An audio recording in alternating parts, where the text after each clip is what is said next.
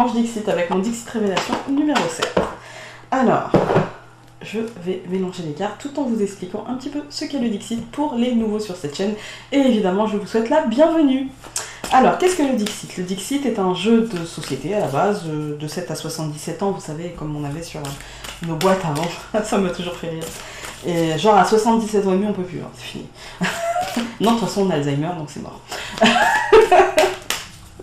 Ou Parkinson. Ouais. De mon côté, je peux avoir les deux. Ouais, c'est l'auto. On verra bien. Bref, donc, ce jeu de société, en fait, c'est des cartes comme ça, avec des images, mais aucun texte. Et puis, en fait, il s'agit de créer des histoires avec ces images-là. Donc, il y a un plateau, etc.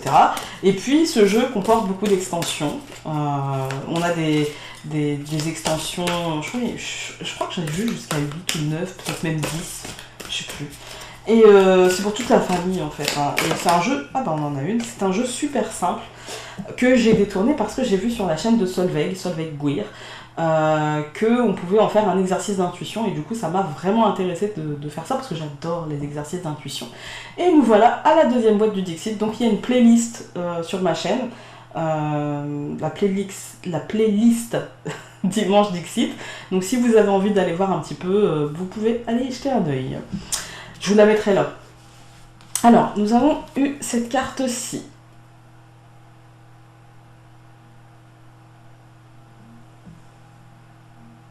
Elle sera à l'écran quelque part. Je ne sais pas encore où. Alors, bah écoutez, moi ça me fait penser à l'ermite qu'on a eu dans le deuxième ou troisième tas hier, je sais plus. On a tout, hein. On a le bâton, on a l'homme courbé, la longue barbe blanche, on a la lumière, on a aussi la chose en gestation, hein, la réflexion sur soi-même, etc. La barque, parce que la barque pour moi c'est... Enfin là ça me fait penser à la barque des morts, vous voyez, dans la mythologie égyptienne. On a le fleuve. Et puis surtout on a cette lumière qui est ressortie aussi dans le premier tas avec le soleil. En fait j'ai l'impression qu'on a les 4 tas en fait, hein. C'est... Voilà. On a la réflexion,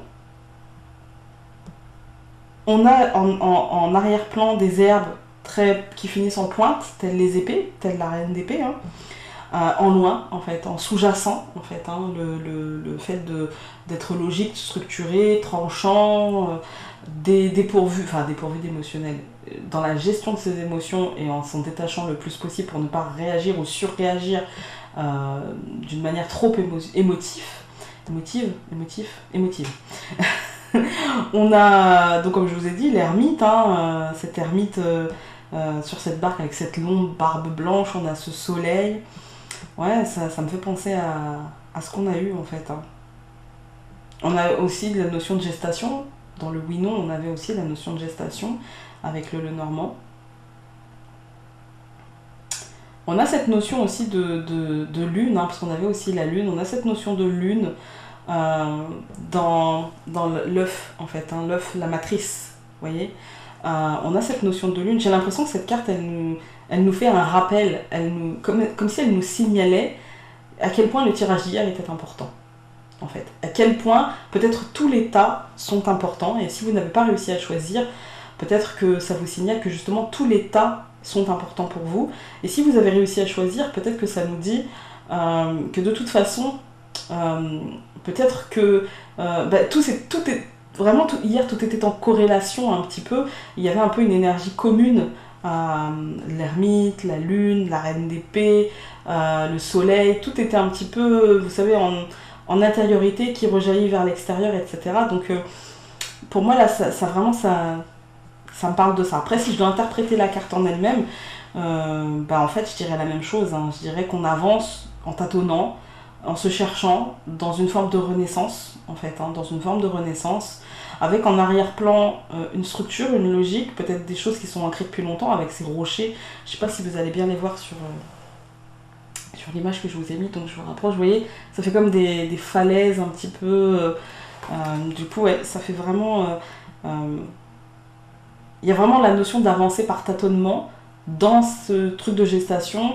On n'a pas forcément la lumière sur tout, mais le peu qu'on voit, ça nous permet d'avancer tranquillement, en fait, hein, en prenant notre temps, vous voyez, comme la barbe est longue, en prenant notre temps.